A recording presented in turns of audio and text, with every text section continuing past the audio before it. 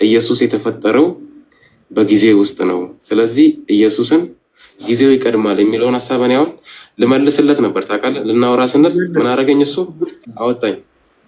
አውራ ችግር የለው። ኢየሱስ ክርስቶስ በጊዜ ውስጥ ነው የተፈጠረው፣ ጊዜ ይቀድመዋል። መጽሐፍ ቅዱስ ላይ አለ። እኔ ዛሬ ወለድኩህ ብሎታል። ዛሬ የሚለው ጊዜን አመላካች ነው አይደለ? ዛሬ ሲባል ጊዜ ትላንት ቀድሞታል። ገብቶሃል አይደል? እኔ ዛሬ ወለድኩህ ተብሎ ተገልጾለታል ኢየሱስ ክርስቶስ። አይ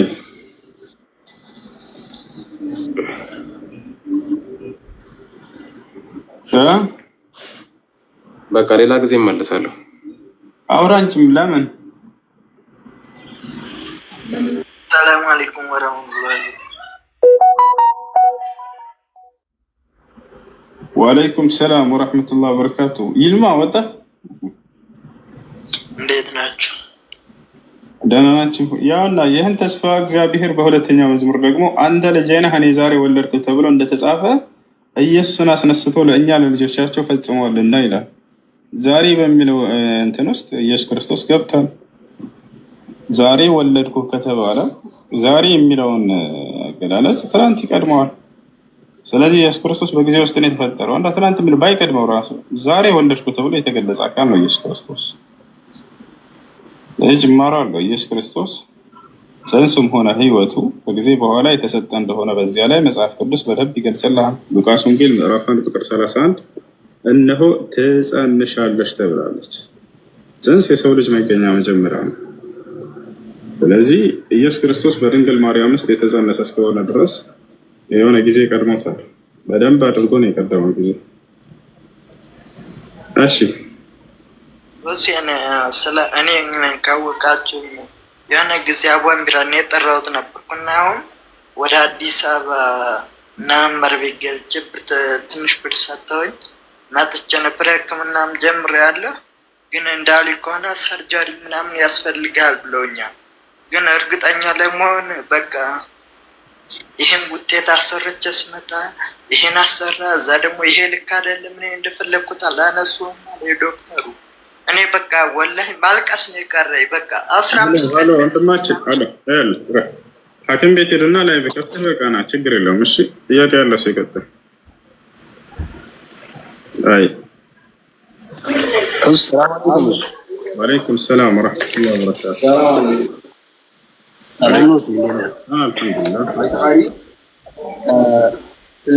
ይቅርታ አንድ ነበር ስለ ቀዳና ወልቀደር ትንሽ ስላወዛገበኝ ነበር የምጠይቀኝ።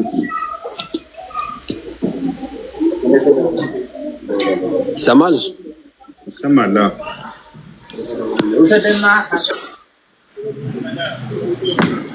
ቀዳና ወልቀደር የሚለው ላይ ማለት ነው። አሁን አንዳንድ ሰዎች ምን ይላሉ መሰለህ፣ በቃ ኦልሬዲ አንድ አላህ ስለቀደረው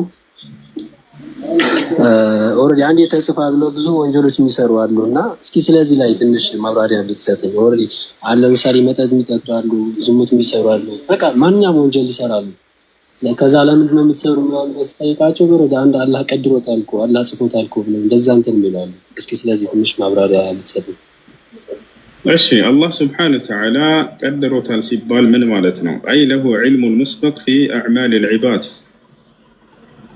አላህ ቀድሮታል አንድን ነገር ሲባል ጊዜ ቀደር የሚለው 4 ነገራቶችን ይይዛል። ቅድመ ውሳኔ ቅድመ እውቀት አለው በነገራቶች ላይ ማለት ነው። አላህ ስብሓነሁ ወተዓላ በነገራቶቹ ላይ ቅድመ እውቀት አለው።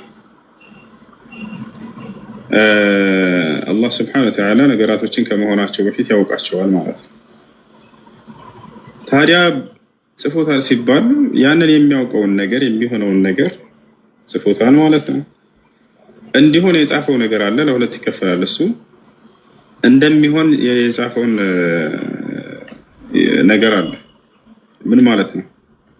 እንዲሆን የጻፈው ነገር ማለት ለኛ ነፃ ምርጫ ፍቃድ ሳይሰጠን የጻፋቸው ነገራቶች አሉ። እንደሚሆን የጻፈው የተባለስ ምንድነው? ከእርሱ ውሳኔ ሳይኖር ቀድሞ በእኛ በምንኖርበት ጊዜ በተሰጠን እድሜ በራሳችን ነፃ ምርጫ ፍቃድ ወደንና ፈቅደን የምንሰራቸውን ቀድሞ ስለሚያውቃቸው ያንን የጻፈው ማለት ነው። በዚህ ላይ እንዲሆን አይደለም የጻፈብን። ልብ በሉ፣ በእኛ ነፃ ምርጫ ፈቃድ ተሰጠን። ያ ማለት መልካም ስራችንም ሆነ መጥፎ ስራችን ለእኛ ትቶታል እሱ። ያን ግን ቀድሞ ያውቀዋል ወይ ከተባለ አዎ፣ አምላክ ስለሆነ ወደፊት የሚሆነውን ሁሉ ያውቃል። ወደ ጀነት እንግባ፣ ወደ ጀሃነም፣ በየትኛውን ስራ እንስራ፣ ሁሉን ያውቃል። ይሄም ባያውቅም አምላክ ሊሆን አይችልም ነበር። ከአምላክ ባህሪው አንደኛው ምንድነው? ያዕለሙ ማ በይነ አይዲሂም ወማ ኸልፈሁም፣ የፍጥረታቱን የፊታቸውን የሚሆናቸውን ያውቃል። እስኪ ምሳሌ ስጠን ከተባለ እንዲሆን ከወሰነበት ነገራቶች መካከል አንተ ለምሳሌ ወንድ ልጅ መሆንህ፣ ይህን ነገር ለአንተ ነፃ ምርጫ ፍቃድ ሰጥቶ ሆኖ አስመርጦ ሆነ ወይንስ በራሱ ነው የወሰነው? መልስ። ሄሎ የተነሳው ሄሎ፣ እሺ፣ እሺ፣ መልስ። ወንድ ልጅ መሆንህ ቀድሞ ትወስናለህ። ይህን ነገር አላህ ስብሐነሁ ወተዓላ ለአንተ አስመርጦህ ነው የወሰነው ወይንስ በራሱ ነው ሳያስመርጦህ የወሰነበት? በራሱ ነው የወሰነው። አያችሁ፣ ልብ በሉ። በራሱ በወሰናቸው ነገራቶች ላይ የቂያማ ቀን አይጠይቀንም። ብዙ ሰው የሚለው ምንድነው? አሁን ቅድም እንዳነሳው አላህ ወስኖብን ከሆነ ለምንድን ነው የሚጠይቀን? ትክክል ናቸው። አላህ በራሱ የወሰነውን ነገር አይጠይቅም። አየህ አይደለ? እሷን ሴት ልጅ ሴት እንድትሆን የወሰነው ማን ነው? አላህ ነው። ነገ የውመል ቂያማ ለምንድን ነው ሴት ሆንሽ ብሎ ይጠይቃል? አይጠይቅም። ለምን ወንድ ሆንክ ብሎ አይጠይቅም። የራሱ ውሳኔ ነው እና ይወጣል አይደለ? ራሱ በወሰነው ነገር ላይ አላህ ሱብሓነሁ ወተዓላ በፍጹም አይጠይቅም። እንዳላይ አድርጎ ፈጠረው። ለምሳሌ ከመጀመሪያ በዚህ ነገር ላይ ለምን ሳታይ ብሎ ቂያማ ቀን አይጠይቀኝም። ነገር ግን ከጊዜ በኋላ አይኔን በራሴ ፍላጎት ባጠፋውስ ለምን አጠፋህ ብሎ ይጠይቀኛል። ለምን? የዛኔ የራሴ ፈቃድ ስራ ስለሆነ ይዛል አይደል? ይሄ ነው አላህ ሱብሓነሁ ወተዓላ። ታዲያ ስራዎቻችንን መልካም ይሁኑ መጥፎ ለእኛ ነው የተዋቸው። ለዚህም ነው ያንን ጥሩን አሳዩቸው መጥፎውን ከልክሏቸው ብሎ ነቢያት የሚባሉ ላከልንና ይሄ ነው ጥሩ መንገድ፣ ይሄ ነው መጥፎ፣ ጥሩን ስሩ፣ መጥፎውን ተጠንቀቁ እያሉ እንዲያስረዱን አደረገ። የዛኔ የራሳችን ነፃ ምርጫ ፍቃድ ሰጥቶናል። ራሳችን ወደንና ፈቅደን ያንን እንሰራለን። የስራችንንም ዋጋ ያውቀዋል ወይ? ያው ያውቀዋል። ወደፊት አምላክ ስለሆነ ያውቃል። ያ ግን ጀነት ጀሃነም የሚባለው በራሱ ቀድሞ ወስኖብን ነው ወይ? አይደለም። ምንድን ነው ታዲያ ከተባለ የስራችን ውጤቶች ናቸው። አላህ በርካታ ቦታ ላይ በቁርአን ላይ ሲናገር ይላል ፈዙቁል ዐዛበ ቢማ ኩንቱም ተክሲቡን ይላል። የጀሃነም ሰዎችን ምን ይላቸዋል? በምድር ሳላችሁ ስትሰሩ በነበራችሁበት ስራ ምክንያት በሉ ጀሃነምን እሳት ቅመሱ እላቸዋለሁ አለ። ስለ ጀነት ሰዎችም ሲናገር ምን አለ? ወቲልከል ጀነቱ ለቲ ኡሪቱሙሃ ቢማ ኩንቱም ተዕመሉን አለ። ይችን ጀነትን በምድር ሳላችሁ ስትሰሩ በነበራችሁበት ስራ ምክንያት ጸጋውን አገኛችሁ እያለ ይነግረናል። ይታል አይደለ? ስለዚህ ጀነትና ጀሃነም የሚወሰኑት በስራችን እንጂ አላህ ቀድሞ አንተን ለጀነት አንተን ለጀሃነም ብሎ የሚያዳላ አምላክ አይደለም። ወማ ረቡከ ቢዘላሚን ሊልዓቢድ፣ እኔ ጌታ አላህ አንድንም የሚበድል አይደለም እያለ ይናገራል። እሺ አንድ ጥያቄ ልጠይቅህ ካላቋረጥኩ ይቅርታና፣ አሁን ያብራራሁ ጋር ቁርአን ላይ ከሰዎችም ከጅኖችም መርጠን ለገሃነም ፈጠርናችሁ ይላል። ያ እንዴት ነው አሁን ካልከው ጋር የሚስማማው? በጣም ጥሩ። አላህ ሱብሓነሁ ወተዓላ ማነው የፈጠራቸው ሰዎችንም ጅኖችንም ከተባለ ማነው የፈጠራቸው? እነዚህ ከተባለ አላህ ነው የፈጠራቸው። ወለቀድ ዘረእና ሊጀሃነም፣ ላማቺ ላመል ዓቂባ ትባላለች። ወደፊቱን ማወቁን አላህ ሱብሓነሁ ወተዓላ የምትገልጽ ነች። ታዲያ ማነው ጀሃነም የሚገባው የሚለውን በምን ምክንያት ነው የሚለውን እዚያው ላይ ገልጾታል። ሌላ ቦታ መሄድ አያስፈልገውም። ሌላ ቦታ ብትሄዱ በጣም ብዙ ማብራሪያ ታገኛላችሁ። እዚያው ላይ ማናቸው? በእርግጥም እነሱ ማናቸው? ለሁም ቁሉቡን ላ የፍቀሁነ ቢሃ አላቸው እዚያው። ወለሁም አዕዩኑን ላ ዩብሲሩነ ቢሃ ወለሁም አዛኑን ላ የስመዑነ ቢሃ አላ። ለእነርሱ ልብ አላቸው አያገናዝቡበትም፣ አይን አላቸው አይሰሙበትም፣ ይቅርታ አያዩበትም፣ ጆሮ አላቸው አይሰሙበትም ማለት አየህ። አላህ በነቢያት በኩል የላከላቸውን ያንን መለኮታዊ መጽሐፍ ማየት የማይፈልጉ መስማት የማይፈልጉ ማገናዘብም የማይፈልጉ እነርሱ ናቸው የጀሃነም የሚሆኑት እያለ እዚያው ላይ ተናግሯል።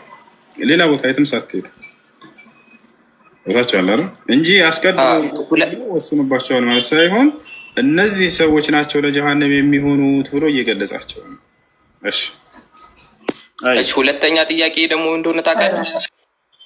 ሁለተኛ ጥያቄ እንትኑ ጋር ከስር የጻፍከው ጋር የነቢያቶች እምነት እስልምና ነው ይላልና የነቢያቶች እምነት እስልምና ከሆነ እነሱ አሁን ከነቢዩ መሐመድ በፊት የነበሩት ነቢያቶች አምላካቸውን ማን ብለው ነበር የሚጠሩት? ክርስቲያን ነህ አይደለ? እሺ አምላካቸውን ማን ብለው ነበር የሚጠሩት? አላህ ብለው ነበር የሚጠሩት። በጎን አላህ ምንኛ ቋንቋ ነው? አላህ የእርሱ ስሙ ነው። በየትኛውም ቋንቋ ተብሎ እንትን የሚባል አይደለም። አላህ አረበኛ ነው ቃል አምላክ ማለት ነው በአረበኛ አይደለም። አረበኛ አይደለም አላህ የሚለው ቃል። አላህ ማለት አምላክ ማለት አይደለም። እና ምን ማለት ነው? ኢላህ ነው። አምላክ የሚለውን ቃል የሚተካው ኢላህ ነው። ኢላህ ማለት አምላክ ማለት ነው። ወኢላሁኩም ኢላሁን ዋሂድ ይላል። አምላካችሁ እኔ አንድ ብቻ ነኝ ለሚለው አሁን እዚህ ቦታ ላይ እኔ አላህ፣ ሌላ ቦታ ላይ አላህ ስብሐነሁ ወተዓላ ስለ ስሙ ስለ ራሱ ሲናገር አላህ ነው። እሺ እና ለሙሴ ራሱ የነገረው አላህ በሚል ነው። አላህ ማለት ታዲያ ምን ማለት ነው? ባረበ ሙሴ ምናዊ ነው። ሙሴ ምናዊ ነው በቁርአን ዜግነቱ። አሁን አረብ የሆነ ነቢዩ መሐመድ ብቻ ነው። ከነቢዩ መሐመድ በፊት የነበሩት ነቢያቶች ዕብራዊ ናቸው እንደ ቁርአን። ስለዚህ እና ምን አዳምጥ። እሺ ሌሎቹ ነቢያቶች አረብ አይደሉም ያልከው ስህተት ነው። ከአረብ የተላኩ በርካታ ነቢያት አሉ። እንዳጠቃላይ አሁን ወደ ለምሳሌ እስኪ ንገረኝ። በአገሮች ከአረብ ነቢያቶች ለምሳሌ ሷሊህ የሚባል ነቢይ ነበር። መጽሐፍ ቅዱስ አያውቀውም። ይሄን በነገራችን ሷሊህ የሚባል ነቢይ ነበር። ነቢያችን ሰለላሁ ዐለይሂ ወሰለም ሰላሰቱ ምን አልዓረብ አሉ። 3 ነቢያት ከአረብ አሉ ብለው ገልጸዋቸዋል። ሷሊህ ከአረብ ነበር፣ ሁድ ከአረብ ነበር፣ ሹዓይብ ከአረብ ነበር።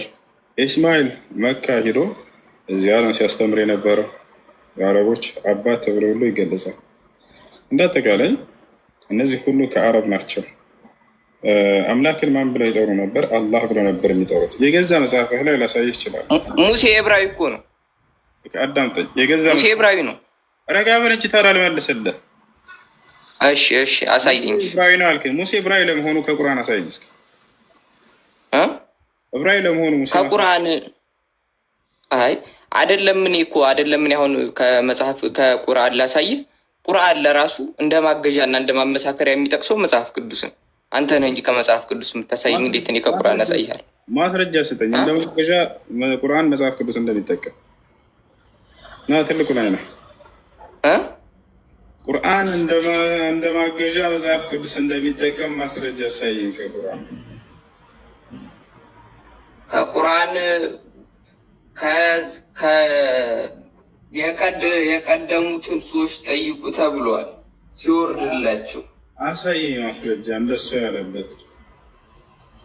እሺ ቆይ አንዴ ጠብቀኝ፣ ትንሽ ደቂቃ ጠብቀኝ። ኧረ ጠብቄያለሁ እስከ ትንሣኤ ቀን ድረስ። ጭራሽ እነሱ እንድንጠይቅ ማለት ነው። እናንተ እንድንጠይቅ ነው ያዘዘው አይደል ቁርአን። ሰላም አለይኩም ሙስሊም።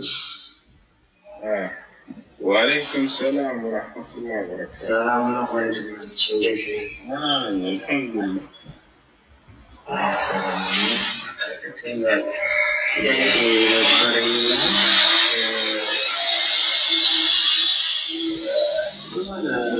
ወረበል ከዓባ ብሎ ማለት እንዴት ይታያል? እሺ የት አድርገው ወረበል ካዕባ ብሎ ማለት ችግር የለውም። ምን ማለት ነው ትርጉሙ? በካዕባ ጌታ ብላለህ ማለት ነው። የካዕባ ጌታ ማን ነው? አላህ ስብሓነ ወተዓላ ነው። በካዕባ መማለስ ይቻላል ወይ? ላ በካዕባ መማል አይቻልም። ካዕባ ፍጡር ነው። ወረቢል ካዕባ በካዕባ ጌታ በአላህ ብላለህ ማለት ነው። ፈልያዕቡዱ ረበ ሀዘል በይት ይላል አላህ ስብሓነ ወተዓላ። የመካ ሰዎችን የዚህ ቤት ጌታ የሆነውን አላህን በብቸኝነት ይገዙ በላቸው ይላል እና በካዕባ ጌታ ብሎ መማል በአላህ መማል ማለት ነው። እሺ ሌላው ደግሞ በቁርአን መማልስ ሆነ ወላሂ ለምንነት በዛ ካላመነ ቁርአን ማለልኝ የሚል ሰው አንዳንድ ሰውና አየሽ፣ በቁርአን መማል ሲባል ለሁለት ይከፈላል። አንደኛ በአንደበታችሁ ቁርአንን ብሎ መማል፣ ሁለተኛ ወረቀቱ ላይ ጫና አድርጋችሁ እጃችሁን እንደዚህ መሐላ መፈጸም። በአንደበታችሁ ቁርአንን ብሎ መማል ችግር የለም። ነገር ግን ወረቀቱን ጫና አድርጋችሁ ወضع اليد على المصحف والحلف بذلك ليس له أصل في السنة በእጃን በቁርአን ላይ እንደዚህ ጫን በማድረግ መሀላ መፈጸም ይሄን የሚያዝ የቁርአንም የሐዲስም ማስረጃ የለም። ያ ነው ነገር አግኝቼዋለሁ። እንትኑን ይቅርታ ካላቋረጥኩ። እሺ እናንተ እንድንጠይቅ ያዘዘብን ነው አይደለም መጽሐፉ ምን ሱራ ዩኑስ 10:94 ላይ ግር ያለህ ነገር ካለ ግር ያለህ ነገር ካለ እናንተ እንድንጠይቅ አይደለ? አንብበው ከፈለክ ክፈተው ትልቁ ያርቅ ያለ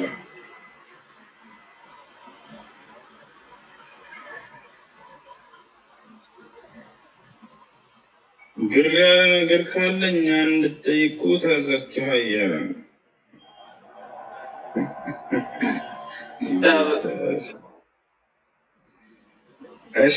ክፈታ እንደ ትልቅ ላይ አድርግ ያለ ምን ይላል እንትኑ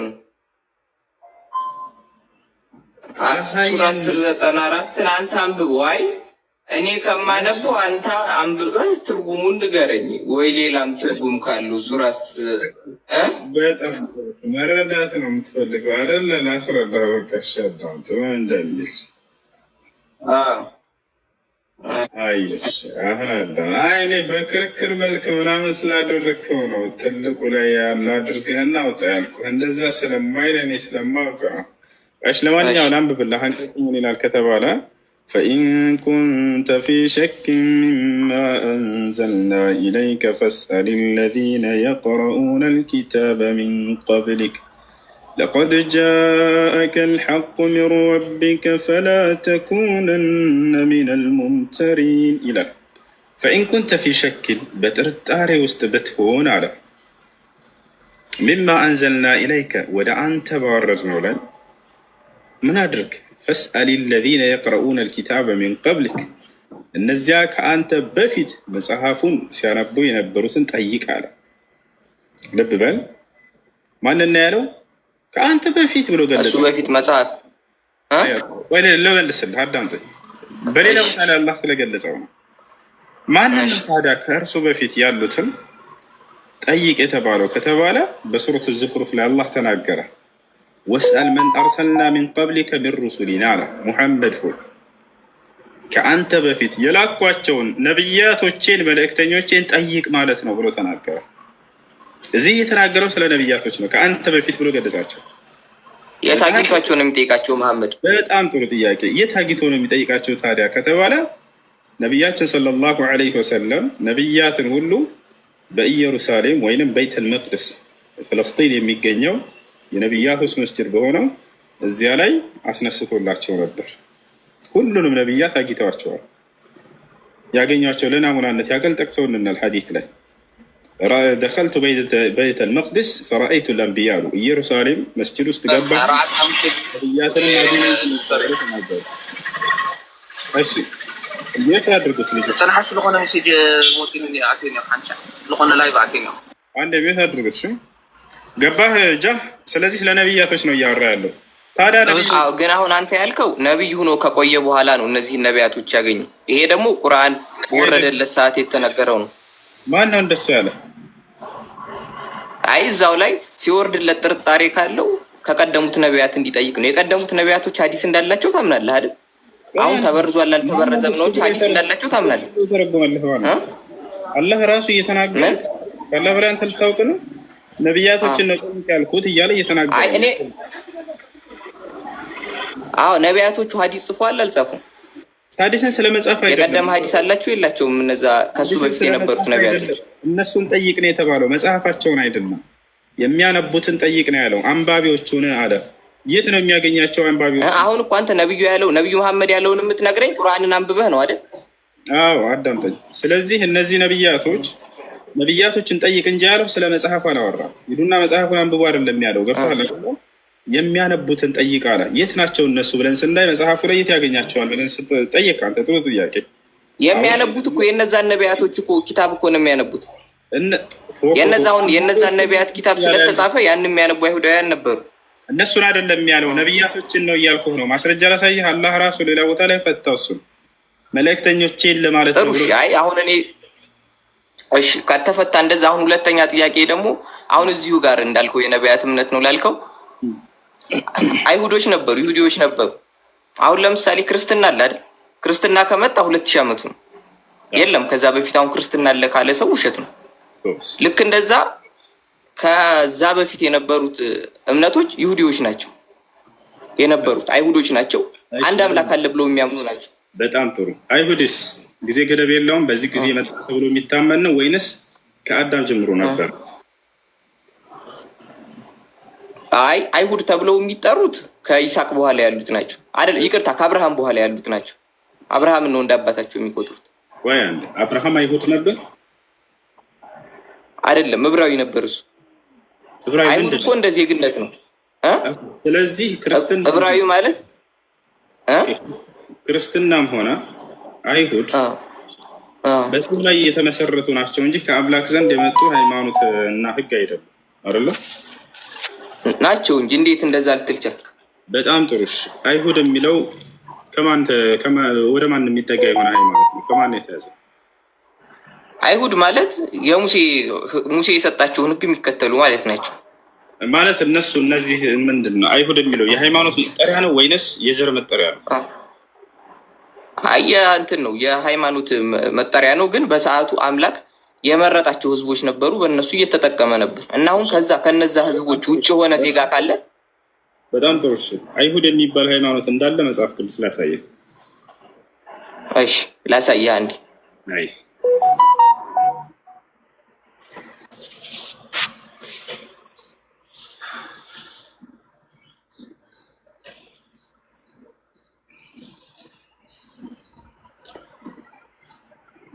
ጥያቄ አለ? ይቀጥል። እስከዚህ ሰላም አለይኩም። አንድ ጥያቄ ነበረኝ። ሰላም ወራህመቱላህ። እሺ ጓደኛ የነበረች እና ያኔ የቤተሰቦቿ ጋር አባቷ ጋር ተጣልታ ያኔ ክጄሻለሁ ልጅ አይደለሽ ምናምን ብሏት ከአንዴ 2 3 ይቅርታ ጠይቀው በቃ እምቢ ብሎ ያኔ እንትን ካላት ከሱ መራቅ አለባት። ያኔ ብትርቅ ጥያቄሽ እንደገና እስኪ ጓደኛ የነበረች በአባቷ ጋር ተጣልታ ያኔ ባጠፋችው ጥፋት ይቅርታ ጠይቀው አባቷን ጥፋት አጥፍታ ነበር፣ ግን ይቅርታ ጠይቀው ጥፋቷን አልቀበልም ብሏት እና አንድ ጊዜ 2 ጊዜ ክጄሻለሁ ልጅ አይደለሽም ቢላት ያኔ በቃ ብትርቀው ከአባቷ አለመደወልም ምናምን ያኔ በርቁ ይቅርታ ጠይቀዋለሁ ግን እምቢ አለኝ ብላ ብትርቀው መራቅ ተገቢ አይደለም። ተሳሳተ አይደለም። ያንን ሰብር አድርጋ ታግሳ እንትን ማለት ነው ያለባት፣ ነገራቶችን ማስተካከል እንጂ ሙሉ በሙሉ መራቅ ቤተሰብን ተገቢ አይደለም። እሺ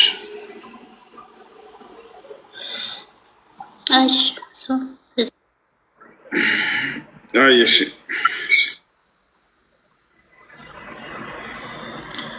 ሰላም አለይኩም።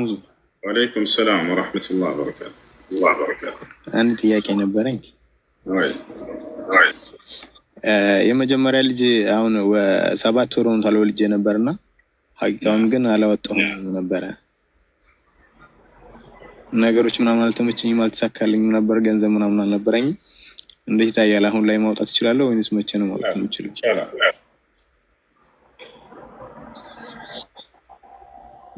እሺ በፈለኩበት ጊዜ ማድረግ እችላለሁኝ። አሁን ሰጎን ተከትዬ በላጩ ሐዲሱ ላይ እንደመጣው በ7ኛው ቀን የሚል ነው።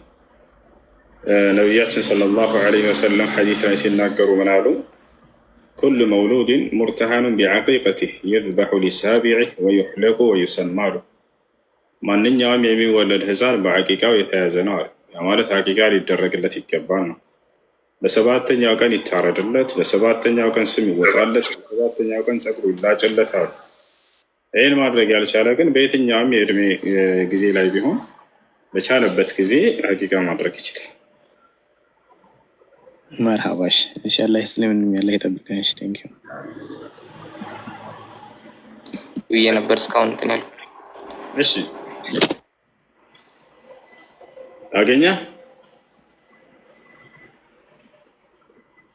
ጃ አገኘ? አዎ ገላትያ 1:14 ላይ ኦኬ። አይሁድ አምላክ የደነገገው ሃይማኖት እንደሆነ ይገልጻል። ገላትያ 1:14 ምን ይላል? አንብበው እስኪ።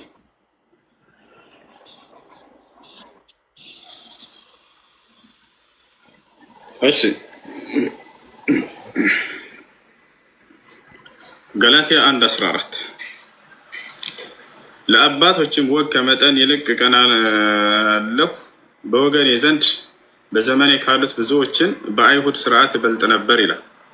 አይሁድ የሚባል ሃይማኖት ነበር የሚል የለም እዚህ ጋር። አይሁድ የሚለው ከማን የተያዘ ነው? ወደ አንድ አካል ነው የሚጠጋው፣ ያም ግለሰብ ነው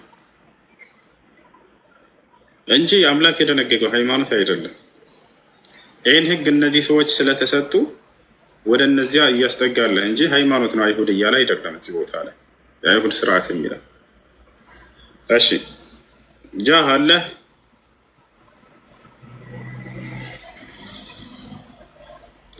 እሺ የለም። ባጭሩ አምላክ በየትኛውም ነብይ በኩል አይሁድ የሚባልን ሃይማኖት ተከተሉ ብሎ አላዘዘም። አምላክ በየትኛውም ነብይ በኩል ክርስትና የሚባልን ሃይማኖት ተከተሉ ብሎ አላዘዘም። ገብታችኋል አይደለ? አንድም ነብይ ልክ እንዲሁ ህዝቦችን እናንተ ክርስቲያን ሆኑ ብሎ ያዘዘበት አንድ ቦታ ላይ የለም። አንድም ነብይ እኔ ክርስቲያን ነኝ ብሎ ያዘዘም የለም፣ የተናገረ የለም። እነዚህ ሃይማኖቶች ከአምላክ ዘንድ መጀመሪያ አይሁድን እንጨርሰውና ስለ ክርስትና ሳያለሁ መጀመሪያ አይሁድን እንጨርሰውና አሁን የሰጠውን ጥቅስ በእንግሊዝኛው ብታወጣው ስርዓት የሚለው ሪሊጅን ነው የሚለው። አማርኛ ያው ሰዎች ናቸው የተረጎሙት፣ በቻሉት አቅም ነው የሚተረጉሙት ቃሉ። እሺ አውጣው እና አምላክ የደነገገው ሃይማኖት እንደሆነ አሳየን እስኪ። ያላ ና አምላክ የደነገገው መሆኑን ሃይማኖት መሆኑን መጀመሪያ ተስማማ። ሃይማኖት መሆኑን ከተስማማ ወደ እንትኑ ሊሄድልን። ደግሞ ሃይማኖት ማለት መመሪያና ህግ ማለት ነው፣ ሰው እንዲመራበት የተሰጠ ህግ። ማስረጃ ምንድን ነው? ሃይማኖት ማለት መመሪያና ህግ አምላክ የደነገገ እኮ ነው። ሃይማኖት ብሎ ማለት ከሰዎች ዘንድ የሚሰራ ነገር አይደለም። አምላክ አይሰራም በሰዎች። ለሙሴ ህጉን የሰጠው እሱ ነው። 234 በላይ ህግ ሰጥቶታል ለሙሴ። ያ ህግ ነው። ህጉን ስለመስጠት አይደለም ጥያቄ። ህጉ እኮ ነው ሃይማኖት ማለት። ምን አለው ሌላ? አሁን እስልምና ስትል አሁን ለምሳሌ አንተ ይቅርታ እንዴ አሁን ለምሳሌ አንተ አዳምጠኝ ምን ነው? እሺ ሰጥቶታል አልተሰጠውም አይደለም ጥያቄ። አሁንም ያመጣው ስለ ህግ መሰጠቱ ነው። እሱ ሳይሆን ጥያቄ በተሰጠው ህግ ውስጥ አይሁድ ሁሉ አምላክ አዟል ወይ ነው? ከአምላክ ዘንድ ያ ህግ የመጣው በመጣው አምላክ አይሁድ ሁሉ ወይንም ክርስቲያን ሁሉ ያዘ ብሎ ያዘበት ቦታ አለ ወይ? ያ ነው ህጉን የሰጣቸው። ለምንድን ነው? እንዲታዘዙት እኮ ነው እኮ እንዲታዘዙት ነው። በዛ በትእዛዙ ውስጥ አይሁድ ሁሉ ወይንም ክርስቲያን ሁሉ ብሎ አዟል ወይ? ዋጭሩ አይሁድ ሁሉ ክርስቲያን ሁሉ ማለት ምን አስፈለገ? አንድ ሰው ህግ ተሰጠው አይደል? ህግ ከተሰጠው እኮ በዛ መንገድ ይሄዳል። ህጉ የተሰጣቸው በዛ መንገድ እንዲሄዱበት አይደል? አሁን ስለ ህግ አይደለም ጥያቄው። ህግ ተሰጥቷል አልተሰጠውም ሳይሆን ጥያቄው በዚህ በሰጠው ህግ ውስጥ እነዚህን ሃይማኖቶች አዟል ወይ አምላክ? አይሁድ ሁሉ ወይ ክርስቲያን ሁሉ ብሏል ወይ? ለምሳሌ ልንገርሽ፣ እኛ ይህ ህግ ተሰጥቶናል፣ የቁርአን ህግ አይደለ? በዚህ በተሰጠን ህግ ውስጥ ሙስሊም ሁኑ ብሎ አምላክ ራሱ አዞናል። ልክ በዚህ አንጻር በመጽሐፍህ ላይ በተሰጠ ህግ ላይ ክርስቲያን ሁኑ ወይንም አይሁድ ሁኑ ብሎ ያዘዘበት ቦታ አለ ወይ? ባጭሩ ክርስቶስን ተከተሉ ነው የተባልነው። ክርስቶስን መከተል ማለት ክርስቶስን ከተከተልክ ክርስቲያን ነህ። ክርስቲያን ማለት እኮ ክርስቶስን የሚከተል ነው። በቃ ክርስቶስን የክርስቶስን አስተምሮዎች አለ አይደል? እሱን አይደለም አንድ እሱ አይደለም ጥያቄ። ክርስቲያን ሁኑ ብሎ ያዘዘበት ቦታ አለ የለም? መጀመሪያ ከሱን ጀምር። አለ ነገርኩህ እኮ ክርስቲያን ሁኑ። አሁን ለምሳሌ አንድ ሰው አለ። አሁን ለምሳሌ ነው ያለው አይደል? እኔ በቀን 5 እሺ አንዴ ስማኝ፣ እሺ አንዴ አስጨርሰኝ። እኔ አሁን ለምሳሌ በቀን 5 ከሰገድኩኝ እስልምና የሚያዛቸውን መንገዶች ካደረግኩኝ እስላም ነኝ። ልክ እንደዛ ህግ እስከተሰጠ አይደለም። ማን ነው እንደሱ ያለው? የእስልምና ህጎች ብከተልም እኔ ሙስሊም አይደለሁም ወይንም እስልምና የሚለውን ጥር መጠሪያ አልፈልግም፣ ግን ዝም ብዬ ሰግዳለሁ ቢል ሰውዬው እስላም አያደርገውም።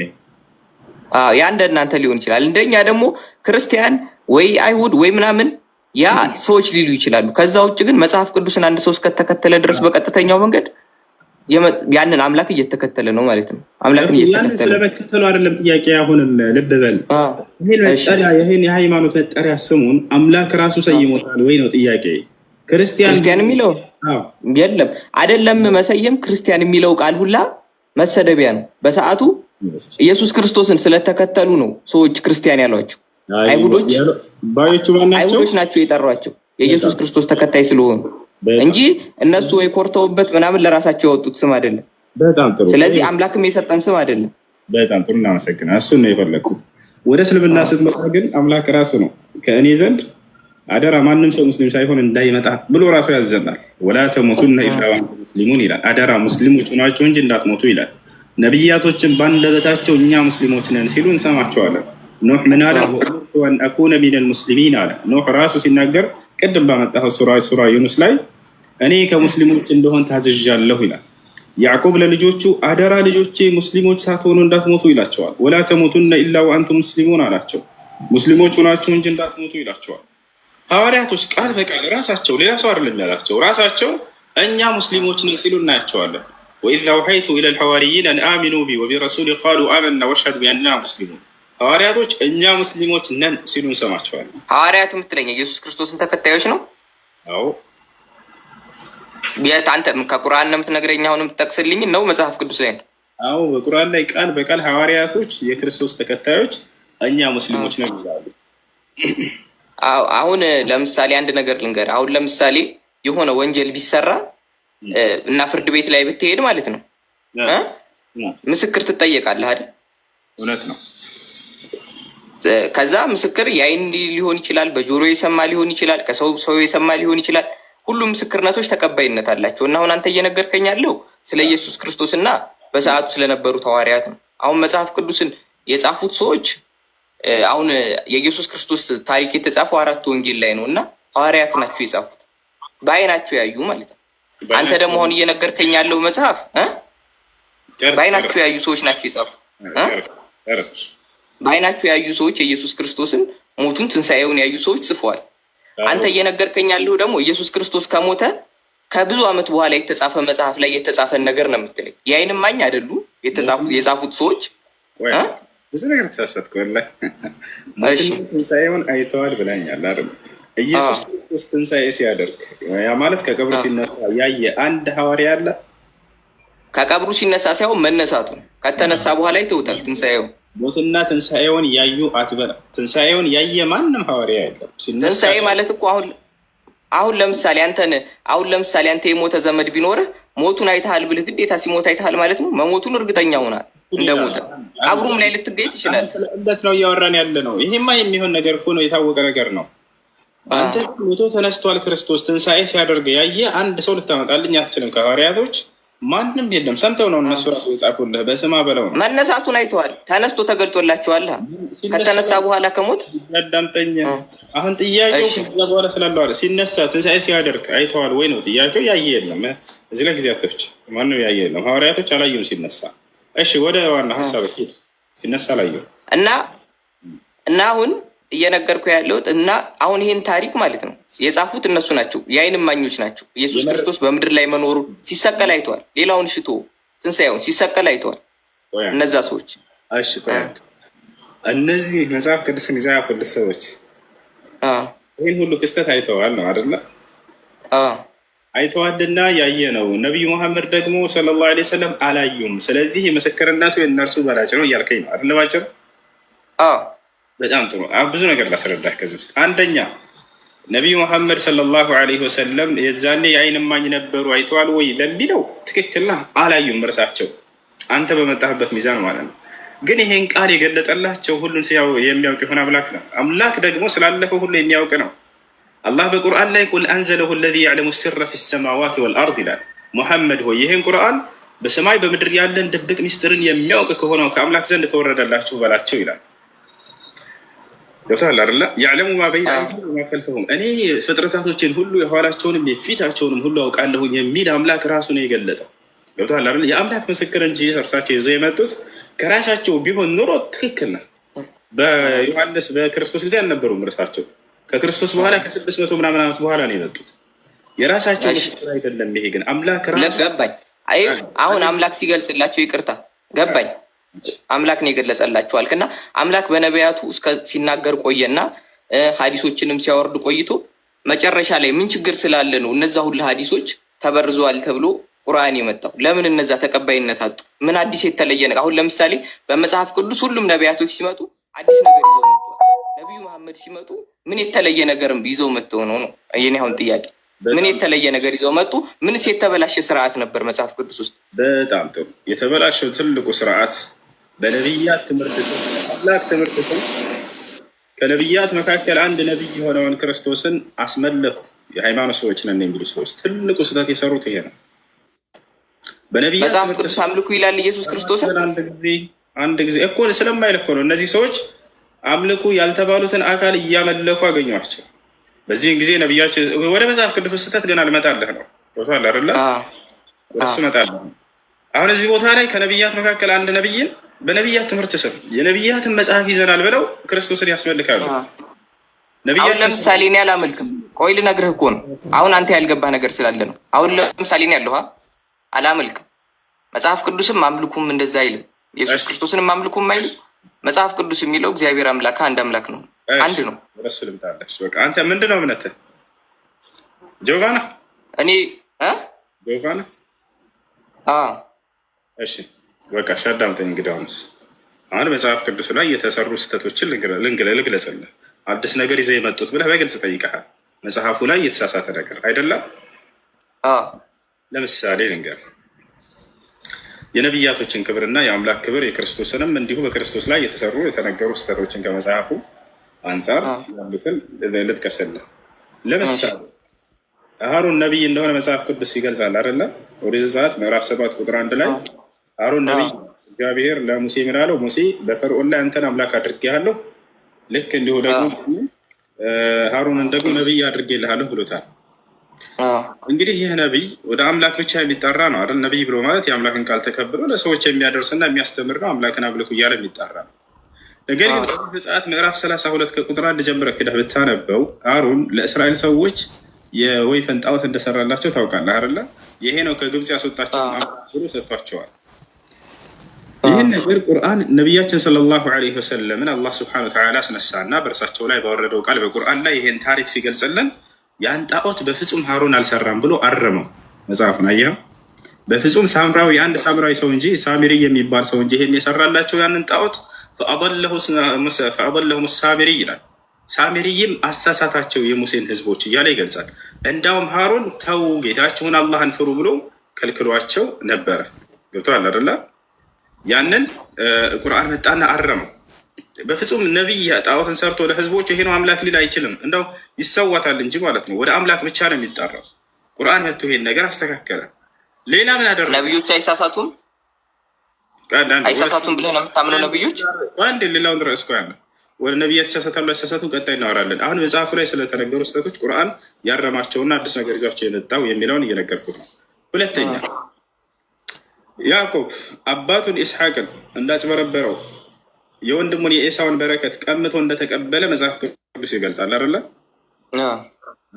ቁርአን ግን በፍጹም ይሄንን እኔ ራሴ ነኝ ኢስሐቅንም ያዕቆብንም አብርሃምን ሁላቸውን በራሴ ነው የባረኳቸው እያለ ይናገራል። ራሴ ነኝ የመረጥኳቸው አለ። ገብቶሃል አይደለ? እርሱ አጭበርብሯል፣ ዋሽቷል፣ እንደዚህ ብሎ ቀምቶታል የሚለውን አረመው። ሎጥ ከሴት ልጆች ጋር ወሲብ እንዳደረገና እንዳስረገዛቸው እንዳስወለዳቸው መጽሐፍ ቅዱስ ተናግሯል አይደለ? ሎጥ ሁለት ሴት ልጆቹ ጋር ወሲብ እንዳስረገዛቸው እንዳስወለዳቸው ተናግሯል አይደለ? ይሄን ነገር አላህ ስብሐነሁ ወተዓላ በቁርአን ላይ በፍጹም ይሄንን አረመው። ኖህ አስካሪ መጠጥ የሚጠጣ እንደነበርና ሰክሮም እንደተኛ እርቃኑን እንደቀረ ምናምን ይገልጻል መጽሐፍ ቅዱስ። በፍጹም ይሄንንም ስህተት ነው አለ። የሚገርም ይሄ ሁሉ እንትን ይዟል መጽሐፍ ቅዱስ። ሰለሞን መጨረሻ ላይ አምላኩን ትቶ ወደ ጣዖት አምልኮ እንደሄደ ምናምን ይገልጻል አይደለ? የጣዖት አምልኮ ጣዖቶችን እንደተከተለ ይሄን አላህ መጣና በፍጹም አላደረገም ሰለሞን ብሎ አስተካከለለት። በጣም ብዙ ነገራቶች እንዲሁ በዚያ መጽሐፍ ላይ የተነገሩ ስህተቶችን አርሟቸዋል ቁርአን። ይሄ ነው እሺ። እና አሁን ለምሳሌ አሁን ያልካቸው ስህተቶች አሉ አይደል? እነዚህን እንትኖች ይሄን መጽሐፍ አሁን አንተ የነገርከኝ መጽሐፍ ቅዱስ ላይ ያሉትን ስህተቶች የሰው ልጅና እንደ አይሁዳዊ ቢጽፋቸው ኑሮ ሎጥን ይቅርታ የሆነን ሰው አሁን ለምሳሌ አንተ ሰለሞን አለ አይደል? የሚያከብሩት ትልቅ ንጉሳቸው ነው። ከአምላክ መንገድ ሸሸ ብሎ ከመጻፍና አልሸሸም ብሎ ከመጻፍ ለአንድ አይሁዳዊ የቱ ይቀለዋል? ሰው ቢጽፈው ለፖለቲካም ትርፍ ይሁን የእነሱን እምነትም ለመደገፍ ይሁን የትኛው ነው ጥሩ? አልሸሸም ቢሉ ነው አይደል? ግን መጽሐፍ ቅዱስ ላይ እውነት ነው የሚጻፈው። አንድ ሰው ካጠፋ ተሸፋፍኖለት የሚያልፍ ነገር ስለሌለ ነው። አሁን እንደ ሎጂካ ያስኬድም። አሁን ለምሳሌ አንድ ሰው ቢጽፈው ኑሮና አንዴ ጨርስ ከሄንን በእነዚህ ምንድን ነው ቁርአን የተለየ ነገር ይዞ የመጣው ጠየቀው። እነዚህ በነቢያት ላይ ኃጢአትን ነቢያት ጣዖት አስመልከዋል የሚለውን አንተ ተቀበላለህ ማለት ነው? ነቢያት ነቢይ ሆኖ ከአምላክ ውጭ ሌላን አካል ጣዖትን ያስመለከ ነቢይ ሰው ናቸው በሚል አትሸሽ። እንደሱ አይደለም። የግል ኃጢአቱን ሊሳሳት ይችላል፣ ሰው ሊሆን ይችላል በሚለው እንሄድ። አምላክን ካዱ ብሎ ጣዖት ሰርቶ ይሄ ነው አምላካችሁ ብሎ ይሰጣል እንዴ? አሁን ለምሳሌ በእናንተ አብዱረህማን ቆይ ልነግርህ ነው። በእናንተ አሁን አብዱረህማን አለ አይደለም? ሰው መላይካ ነበር አይደለ? ሰይጣን የምትሉት አካል ሰይጣን ተሳስቷል። መልአክ እንኳን ይሳሳታል አይደለም? ሰው መልአክ አይሳሳትም፣ በእኛ አይሳሳትም። እና እንዴት ተሳሳተ ሰይጣን? አብዱረህማን ምንድን ነበር? አብዱረህማን የሚባል ነገር የለ። አብዱረህማን መባል የት ነው ያገኘው? እሺ አይባልም። ጥሩ እሺ፣ አብዱረህማን ካልተባለ ሰይጣን እሺ ምንድን ነበር? መልአክ ካልነበረ እሱ መልአክ አልነበረም፣ ከጅኖች ጭፍራ ነበረ። አላህ ስብሐነሁ ወተዓላ ስለ እርሱ ሲናገር ምን ይላል? ወኢዝ ቁልና ሊልመላኢከቲ እስጁዱ ሊአደመ ፈሰጀዱ ኢላ ኢብሊሰ ካነ ሚነል ጂኒ ፈፈሰቀ ዐን አምሪ ረቢህ አለ። እርሱ ከጋኔን ጭፍራ ነበር፣ ከጌታውን ከአላህ ትእዛዝም አመፀ እያለ ገለጸው። መልአክ አይሳሳትም። እኛ ጋር መልአክ እንደማይሳሳት ማስረጃ በርካታ ቦታ ላይ አላህ ሲናገር ምን ይላል? አሁን የቀሩት ይሆናሉ። አሁን እሱ ታዲያ መልአክ አልነበረም ምንድን ነው የሚባለው? ተፈጥሮ ሰውም አልነበረም መልአክም አልነበረም። ከጅኖች ጭፍራ ነው እሱ፣ ከጅኖች ጭፍራ ነው እሱ እያልኩህ ነው። አላህ ራሱ ቃል በቃል ከጅኖች ጭፍራ ነው እያለ እየገለጸ ነው። አመፀ ጌታውን እያለ ይናገራል እንጂ መልአክ አይደለም። ጅን የሚባሉት ያመፁ መልአኮች አይደሉም ማለት ነው። እስከዛሬ ጅን አይደሉም? ለራሳቸውን የቻለ ፍጥረት ያላቸው እንትኖች ናቸው። ራሳቸውን የቻሉ ፍጥረት ናቸው። መላእክቶች ከብርሃን ነው የተፈጠሩት። ጅኖች ከእሳት ነው የተፈጠሩት። አፈጣጠራቸው ራሱ ይለያል፣ ባህሪያቸውም ይለያያል። መላእክቶች ነፃ ምርጫ ፍቃድ የሚባል የላቸውም። ሁሌ ጽድቅ ነው የሚያደርጉት፣ ኃጢአትን አይመርጡም፣ አያደርጉም። ጅን ግን እንደኛ እንደ ሰዎች ነፃ ምርጫ ፍቃድ አላቸው። ለዚህ ነው ያ ሰይጣን የራሱን ነፃ ምርጫ ፍቃድ ተጠቅሞ አምላክን አምጾ ይወጣል። አሁን ያልከውን ጥያቄ መልሰህልኛል። ለምን እንትን እንዳለ ምን አዲስ ነገር ይዞ መጣ ያልኩህን መልሰህልኛል። ያው በራስህ አረዳድ። አንድ ጥያቄ ልጨምር ሰዓት ካለ። አሁን በእንትን በቁርአን መሰረት ሁሉም ነቢያቶች ያው እንደ እንትን ላያጠፉ ይችላሉ አልክ። የሆነ አይነት በደል ሰርተው ይሄን ጣዖት አምልኩ ወይ ምናምን ላይሉ ይችላሉ፣ ግን እንደ ግለሰብ ሊያጠፉ ይችላሉ አልክ። እንደ ግለሰብም ሁሉም አጥፍተዋል። በቃ የሆነ አይነት ችግር ይኖርባቸዋል። እሱን ያልኩት ከአንተ እምነት አንጻር ነው። እሺ እንዳንተ ልሄድልህ በሚለው ነው። እንደ እስልምና እና ነቢያቶችን አላህ ስብሐነሁ ወተዓላ ታላላቅ ኃጢአትን ከማድረግ ጠብቋቸዋል። ጠብቋቸዋል፣ ግን ሙሉ ለሙሉ ንጹህ አይደሉም። ንጹህ ናቸው። እነሱ ንጹህ ናቸው። ነቢያቶች ንጹህ ናቸው። የሆነ ህግና ስራ ሳይመጣ አንዳንድ ስህተት ሊሳሳቱ ይችላሉ። ያንን ግን አታድርግ የተባለውን አንድ ነቢይ በፍጹም አያደርግም። አታድርግ ተብሎ ከዚያ ሊያምፅ አይችልም። ጥሩ ሊያምፅ አይችልም። አሁን እንደዛ ሊያስመልክ ምናምን አይችልም። እኔ ልመጣልህ የፈለግኩት እስካሁን ካወራነው አንጻር አይደለም፣ ሌላ ሀሳብ ነው ልጠይቅ የፈለግኩት። በቁርአን ውስጥ ምንም አይነት ኃጢአት ማለት ነው ላሳይህም ስለምችል ጠቅሼ ሙሉ ለሙሉ ኃጢአት ያልሰራ ነቢይ ኢሳ ነው እንደናንተ። ሌሎቹ ሁሉም ኃጢአት ሰርተዋል። ላሳይህ ይችላለሁ። ስለዚህ እንደሱ ካልከኝ ታሳይኛለህ። ጥያቄ የሕያ ምን ኃጢአት ሰርቷል? የሕያ ምን ኃጢአት ሰርቷል? ምንም ኃጢአት ሰርቷል ሳይሆን እንዳልሰራም ማስረጃ የለኝ። ይስራም አይስራም ማስረጃ የለኝ። ስለዚህ አላቅም፣ በሱ እርግጠኛ አይደለሁም። በሱ ልታመን አልችልም። ስለዚህ ሁሉም ሰርተዋል አትበል። የዒሳን ግን አሳይ፣ ችግር የለው። ምን እንደምትልም አውቀዋለሁ። ኢሳ ምንም እንዳልሰራንም ማሳየህ። ኢሳ ምንም እንዳልሰራ ላሳየህ። አሳይ፣ ችግር አንድ ጠብቅ። ነቢያቶች ላይ እንትን አትበል። እሺ አህል ያመጣ የሚፈልገው ወለም የትኩር ዘንበን ሐዲስ ነው። ችግር የለው። ወዴት እንደምትሄድ አውቀዋለሁ። እሺ ጥያቄ ያለ አስከትሉ። ጥያቄ ያላችሁ ቀጥሉ።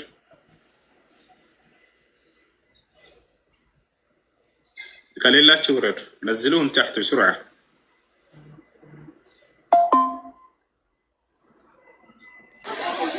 ጥያቄ ነበረኝ እሱ። እሺ ጥያቄ ምንድን ነው? ሰላም ነው? በመጀመሪያ ደህና አልሐምዱሊላህ። እንዴት ነው? አማን ነው ደህና ነኝ። እና አንድ ትንሽ ግራ ያጋባኝ ነገር ነበረ በባይብል ላይ እና ትንሽ እንድታብራርልኝ ፈልጌ ነበር። እሺ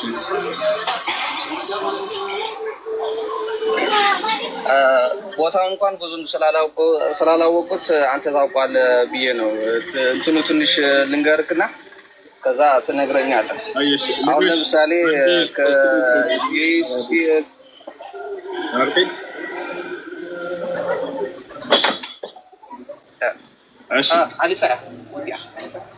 በኢየሱስ ክርስቶስ ጥያቄ ነበረኝና ተሰቅሎ ምናምን ከተባለ ወደ መዛሙርቶቹ ይሄድና ከዛ ምግብ እንዲሰጡት ምናምን ይጠይቃቸዋል። ከዛ ይሰጡትና እጁና የጎኑ ምናምን ያሳያቸው ነበር። እሱ ያሳየውን ምክንያት የመስማሩ ቀዳዳ ለማሳየት ነው ወይስ ትንሽ ስላልገባኝ ነው? በጣም ጥሩ፣ በደንብ ለሚያስተምር አዳም። እሺ ሌት አድርገው። እሺ እሺ አይ እሺ ክርስቲያን አይደል? እሺ አይ አሁን እንኳን በአንተን ትምህርትና በሌሎችን አስተማሪዎች ነኝ ለማለት ትንሽ ነው የሚከብደኝ። ነኝ ትንሽ ይከብደኛል። አዳምጥ። እሺ እንግዲህ ኢየሱስ ክርስቶስ ከሙታን ተነሳ ከሚለው ወሬ በኋላ ያላመኑ ሐዋርያቶች ነበሩ። በመጀመሪያ ሁሉም እንዳላመኑ ይገልጻል። ተነስቷል ብላ ድንግል ማርያም ማነች ማና መግደላዊት ማርያም ስትነግራቸው አላመኗትም ይላል መጽሐፉ ላይ። ጭራሽ ቅዠት መስሎ ታያቸውም ይላል መጽሐፉ ላይ። ለማን ነው ይሄ የታየው? ያላመኗቸው ሐዋርያቶች። ቅዠት መስሎ ታየ የሚለው ለማን ነው? ለሐዋርያቶች። ገብታችኋል አይደል? ቅዠት መስሎ ታያቸው እነዚህ ሐዋርያቶች በፍጹም አላመኗትም ምናምን ይላል መጽሐፉ ላይ። መጨረሻ ላይ ሄዱ፣ አረጋገጡ ተባለ። አረጋግጠው መጥተው የተወሰኑት ነገሯቸው ለሌሎች። አሁንም ተነግሯቸው ባዶ መቃብር አገኘን እንጂ ሲነሳየን ምናምን አይደለም ብነግራቸው። ከዚያ ሌሎች ሐዋርያቶች ግማቸው ማለት ነው ማን ያላመነው? ቶማስ አላመነም። እሱ ነው ተነስቷል ቢሉት ወዲያ ቢሉት ወዲህ አላመነም። ታቻላል። በዚህ ጊዜ ነው እጅን መጥቶ አሳያቸው ምግብም የበላው። ለምንድን ነው ታዲያ ምክንያቱ? ጥበቡ ምንድን ነው? ከበስተጀርባ ማሳየት ፈለገ። እንግዲህ ሙቷል ከተባለ በትክክል ኢየሱስ ክርስቶስ እንዳልሞተ ሊያሳያቸው ነው። ያው እኔ አልሞትኩም፣ ሙቼ በነበር አታዩትም ነበር ስጋዬን ነው ከሞት አንድ አካል ጊዜ ሞቷል ተነስቷል ምናምን እየተባለ ይወራበታል።